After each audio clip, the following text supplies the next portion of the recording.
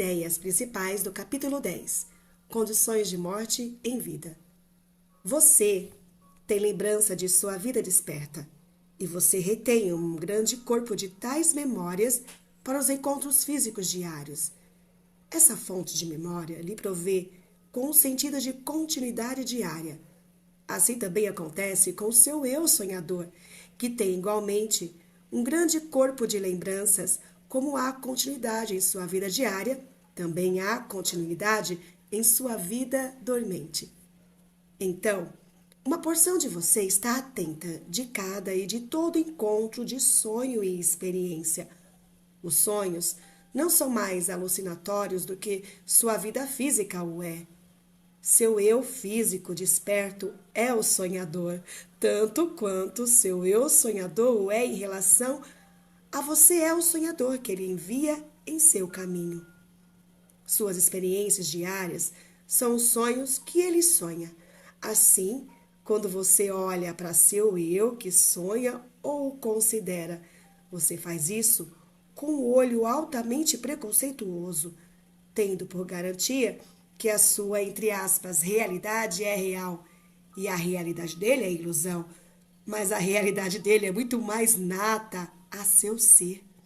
Se você não encontra coerência no estado de sonho, isso é porque você se hipnotizou na crença de que nada existe. É muito difícil admitir que você seja, em muitas formas, mais efetivo e criativo no estado de sono que no estado desperto, e até certo grau, abalado para admitir que o corpo sonhador pode de fato voar, desafiando o tempo e o espaço. É muito fácil fingir que todas essas experiências são simbólicas e não literais para evoluir teorias psicológicas complicadas, por exemplo, para explicar os sonhos voadores. Quando você sonha que está voando, frequentemente está. No estado de sonho, você opera mais ou menos sob as mesmas condições que são natas à consciência não focada na realidade física. Muitas de suas experiências, consequentemente, são precisamente aquelas que você pode encontrar após a morte. Você pode falar com amigos mortos ou parentes, revisitar o passado, saudar velhos colegas de classe, andar por ruas que existiram 50 anos atrás no tempo físico, viajar através do espaço sem levar nenhum tempo físico para fazer isso, ser conhecido pelos guias, ser instruído, ensinar outros, realizar trabalho significativo, resolver problemas, alucinar. Na vida física, há um atraso entre a concepção de uma ideia e sua construção física. Na realidade do sonho, não é assim. Assim, a melhor maneira de se tornar familiarizado com a realidade pós-morte de antemão, por assim dizer, é explorar e entender a natureza do seu próprio eu sonhador. No estado dormente, você tem lembrança de todo mundo com quem você alguma vez se encontrou em seus sonhos. Embora você possa ou não ter conhecido alguma dessas pessoas em sua existência na parte do dia.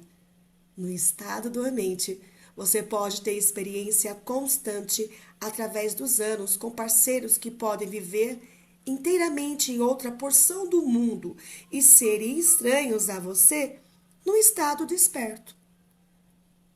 Como seus empreendimentos diários têm significado e propósito, assim também suas aventuras no estado de sonho, e nestes também você atinge várias metas próprias. Estes, você continuará na experiência pós-morte. A força da vitalidade, a vida e a criatividade atrás de sua existência física são geradas nessa outra dimensão. Em outras palavras, de muitas maneiras você é uma projeção vivida do seu eu sonhador. No estado de sonho, você aprende, entre outras coisas, como construir sua própria realidade física dia a dia. Simplesmente como após a morte, você aprende como construir a sua próxima vida física. Nos sonhos, você resolve os problemas. De dia, você está conscientemente atenta aos métodos de problema, resolvendo o que aprendeu no sonho. Nos sonhos, você estabelece seus objetivos, assim como após a morte, você estabelece objetivos para outra encarnação. Se você estiver bastante contente sobre sua realidade física, você está numa melhor posição para estudar esses ambientes internos. Mas se você vê o mal em toda parte na vida física, e se ele parece ter mais valor que o bem, então você não está pronto. Você não deveria embarcar em uma exploração por essas aventuras noturnas se você estiver deprimido, pois nesse momento seu próprio estado psíquico está predisposto a experiências depressivas. Esteja desperto ou adormecido. Você não deve embarcar em tais estudos se você esperar substituir a experiência interior pela experiência física. Você deve ser tão flexível mental, psicológica e espiritualmente quanto possível, aberto a novas ideias, criativo e não muito dependente de organizações ou dogmas. Se você acredita que todos os homens são maus, você simplesmente não experienciará a bondade nos homens. Você estará completamente fechado a isso. Eles, em troca, irão lhe mostrar a pior parte deles. Telepaticamente, você verá que os outros repugnam você e você projetará sua antipatia neles. Lembre-se, você cria a sua realidade conforme as suas expectativas, emoções e sentimentos. Sua experiência, em outras palavras, segue suas expectativas. Agora, o mesmo se aplica à experiência pós-morte e às experiências de sonho a qualquer encontro extracorpóreo. Se você for obcecado em ideia do mal, então você encontrará más condições. Se você acreditar em diabos, então você os encontrará. Como mencionei anteriormente, há uma grande liberdade quando a consciência não está fisicamente direcionada. Pensamentos e emoções são construídos novamente na realidade sem o lapso do tempo físico. Assim, se você acredita, você será encontrado por um demônio. Você criará sua própria forma-pensamento de um, não percebendo que ele é sua própria criação. Como uma introdução aos métodos que lhe darei mais tarde, é uma boa ideia perguntar-se de vez em quando: do que estou realmente consciente agora? Faça isso quando seus olhos se abrem novamente, quando eles se fecham. Quando seus olhos estiverem abertos, não tenha por garantia que apenas os objetos imediatamente percebidos existem. Olhe para os espaços que parecem vazios e escute no meio do silêncio. Há estruturas moleculares em toda polegada de espaço vazio, mas você se ensinou a não percebê-las. Há outras vozes, mas você condicionou seus ouvidos para não ouvi-las. Você usa seus sentidos internos quando está no estado de sonho e os ignora quando está acordado. Os sentidos interiores são equipados para perceber dados que são físicos. Ou melhor, dados que não são físicos. Eles não são ludibriados pelas imagens que você projeta na realidade tridimensional. Agora, eles podem perceber objetos físicos. Seus sentidos físicos são extensões desses métodos interiores de percepção, e após a morte, é neles que você confiará. Eventos podem ser mudados antes e depois da ocorrência. Eles nunca são estáveis ou permanentes, muito embora dentro do contexto da realidade tridimensional podem parecer que são. Os eventos dos quais você está consciente são apenas aqueles fragmentos das atividades que se intrometem ou aparecem para sua consciência normal despertas. Outras porções desses eventos são bastante claras para você, tanto no estado de sonho como sob a consciência desperta durante o dia. Se você quer saber o que a morte é, então Se torne ciente de sua própria consciência, já que ela está divorciada das atividades físicas. Você verá que ela é altamente ativa. Com a prática, você descobrirá que sua consciência normal, desperta, é altamente limitada e que o que você pensou uma vez como condições de morte parece muito mais com condições de vida. Se um fantasma, entre aspas, quer contatar você, então ele pode fazer isso através da telepatia. E você pode construir a imagem correspondente se você desejar. Ou o indivíduo pode lhe enviar uma forma pensamento no mesmo tempo em que ele se comunica telepaticamente com você. Suas salas agora estão cheias de formas, pensamentos que você não percebe. E novamente você é muito como um fenômeno fantasmagórico. Como será após a morte? Você simplesmente não está ciente do fato. Alguns amigos mortos e parentes o visitam, projetando do próprio nível de realidade para a sua. Mas você não pode, como regra, perceber a forma deles. Eles não são mais fantasmagóricos ou, entre aspas, mortos, porém, do que você. Quando você se projeta para a realidade deles, como você faz a partir do estado do sono. Como mencionado anteriormente, porém, no estado de sono você pode ajudar as pessoas recentemente mortas, estranhos completos, a se adequarem às condições pós-morte, muito embora esse conhecimento não esteja disponível a você pela manhã. Assim, outros estranhos podem se comunicar com você quando você está dormindo e até mesmo guiar vocês através de vários períodos de sua vida. Não é uma questão simples de explicar as condições de vida, como você as conhece, assim, é extremamente difícil discutir as complexidades das quais você não está ciente. O ponto principal a que quero chegar neste capítulo e que já tem familiaridade com todas as condições que encontrará após a morte é que você pode se tornar conscientemente ciente destes até certo ponto.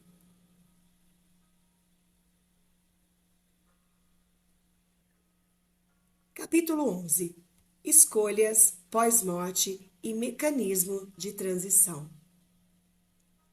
Há ilimitadas variedades de experiências abertas para você após a morte, todas possíveis, mas algumas menos prováveis do que outras de acordo com o seu desenvolvimento.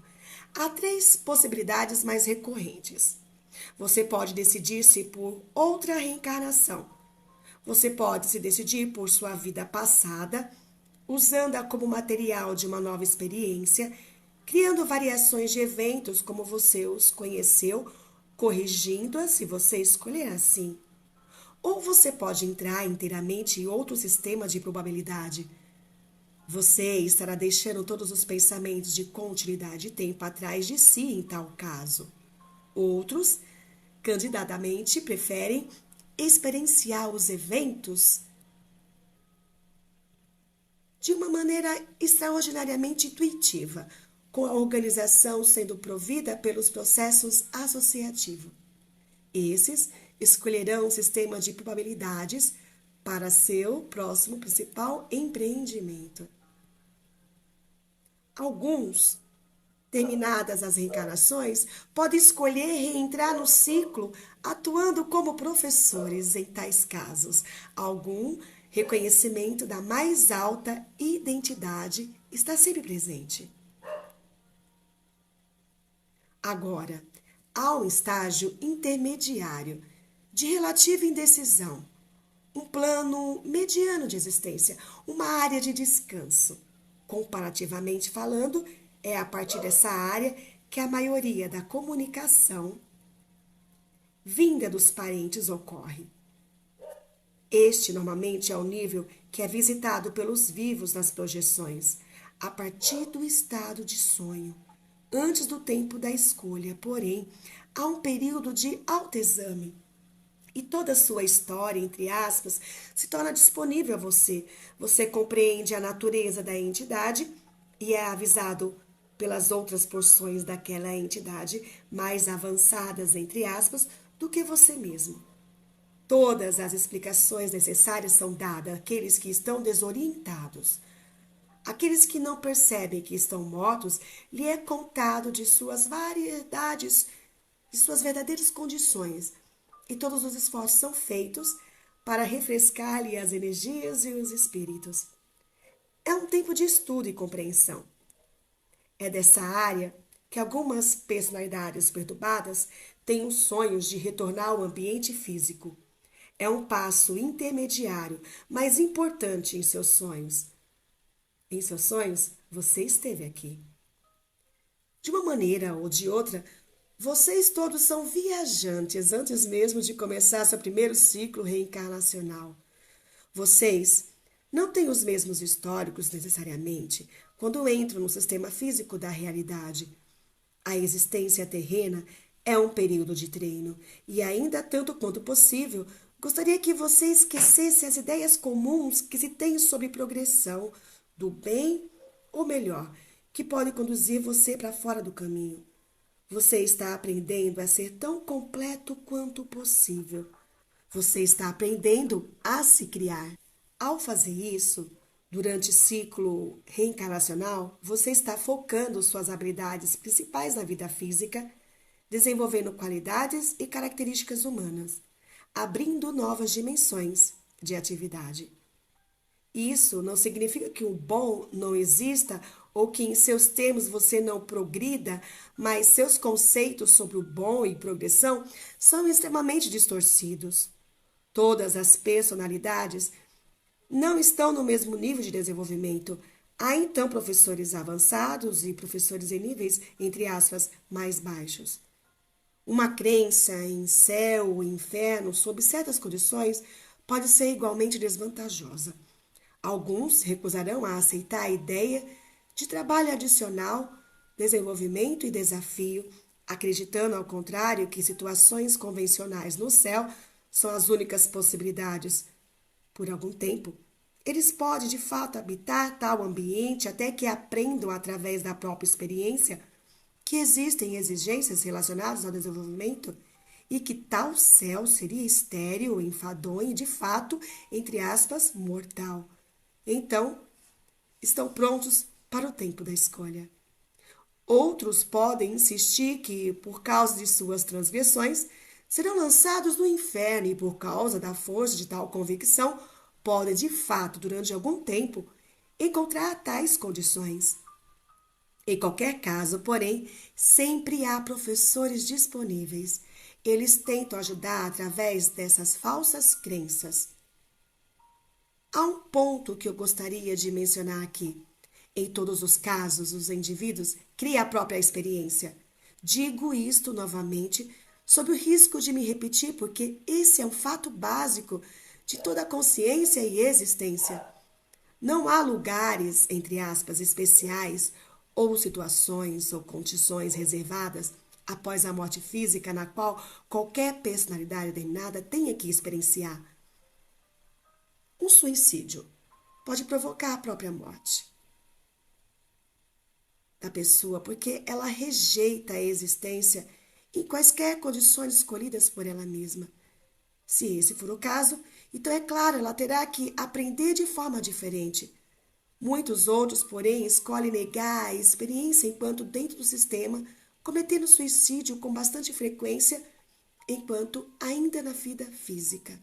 Novamente, professores estão disponíveis para explicar a verdadeira situação. Várias terapias são usadas, por exemplo, a personalidade pode ser conduzida aos eventos passados antes da decisão do suicídio. Então, a personalidade é permitido mudar a decisão. Um efeito de amnésia é induzido de forma que o próprio suicídio é esquecido. Só mais tarde é que o indivíduo é informado do ato, quando está melhor capacitado a enfrentar isso e a entender. Os mecanismos da transição, portanto, são altamente variáveis, como os mecanismos da vida física. Muitos dos impedimentos que mencionei impedem o progresso. Não apenas após a morte, mas durante a sua própria existência física. E isso deveria certamente ser levado em conta. Uma forte identificação com as características sexuais também pode impedir o progresso. Se o indivíduo considera a identidade fortemente em termos de identidade masculina ou feminina, então tal pessoa pode se recusar a aceitar o fato das mudanças sexuais que ocorrem nas existências reencarnacionais. Esse tipo de identificação sexual, portanto, também impede o desenvolvimento da personalidade durante a vida física. Aqueles que entendem completamente que a realidade é autocriada terão menos dificuldade. Os que aprenderam a entender e operar nos mecanismos do estado de sonho terão grande vantagem. Uma crença em demônios é altamente desvantajosa após a morte, assim como durante a vida, a existência física. Uma teologia sistematizada com base em opostos é também prejudicial.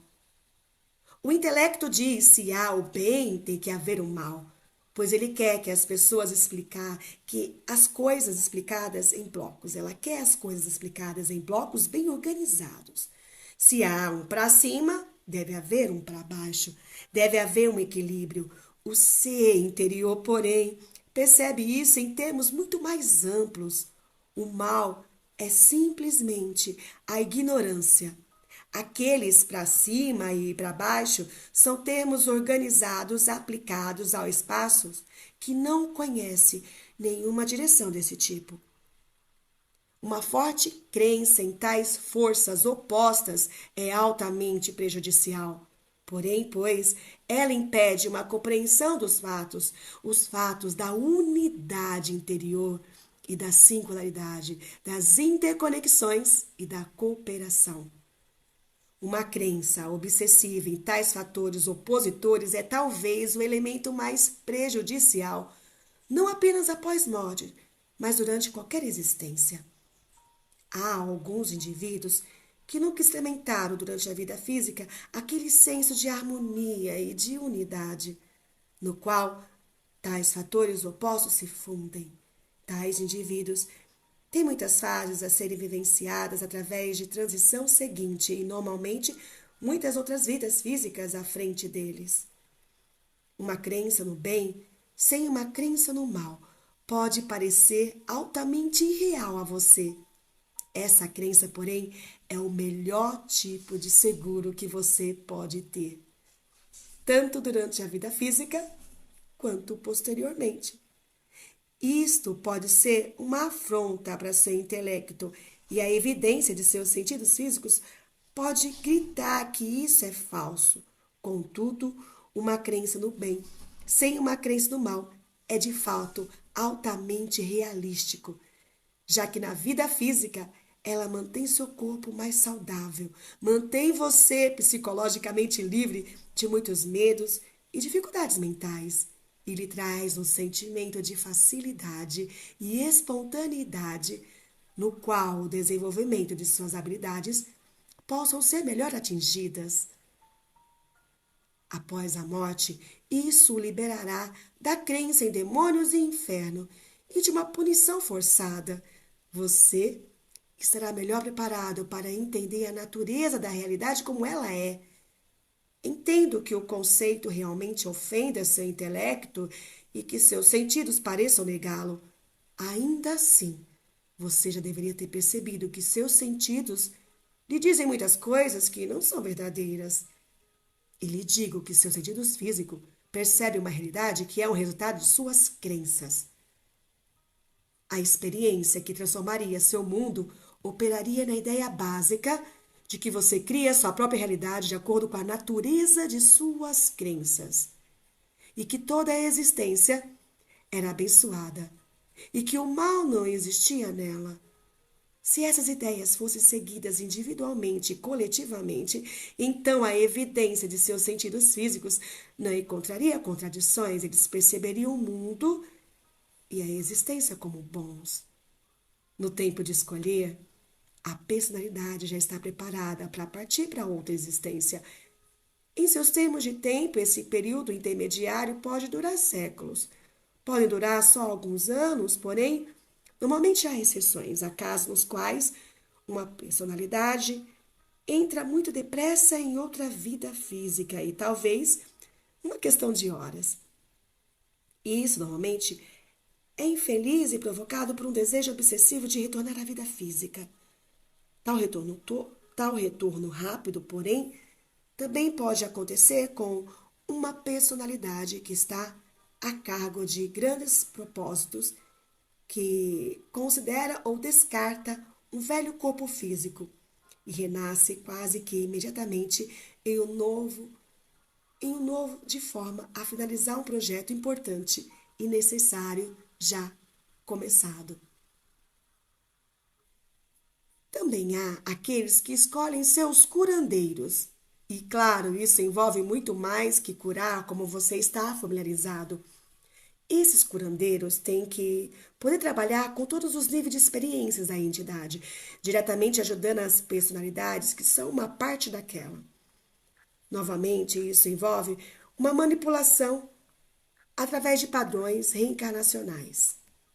E aqui novamente, grande diversificação. Um curandeiro começa com os eus reencarnacionais com várias dificuldades. A cura envolvida é sempre psíquica e espiritual, e estes curandeiros estão disponíveis para ajudar cada personalidade em seu sistema, como você o conhece, em seu tempo presente e em outros sistemas. Os desenvolvimentos da consciência que acontecem são atributos naturais, fases naturais. Não há nenhuma coerção aplicada. Todos os desenvolvimentos adicionais são inerentes à personalidade que você conhece, como o estado adulto é inerente ao estado infantil. Agora, essas descrições de eventos pós-morte podem soar muito complicadas, particularmente se você foi ou está acostumada a histórias simples de céu ou descanso eterno. Infelizmente, as palavras falham para descrever muito do básico que gostaria que você entendesse. Você tem dentro de si, porém, a habilidade de liberar a sua intuição e receber o conhecimento interior. Há liberdade para que você entenda a sua própria realidade, para desenvolver as suas habilidades e para sentir mais profundamente a natureza de sua própria existência como uma parte do tudo que é.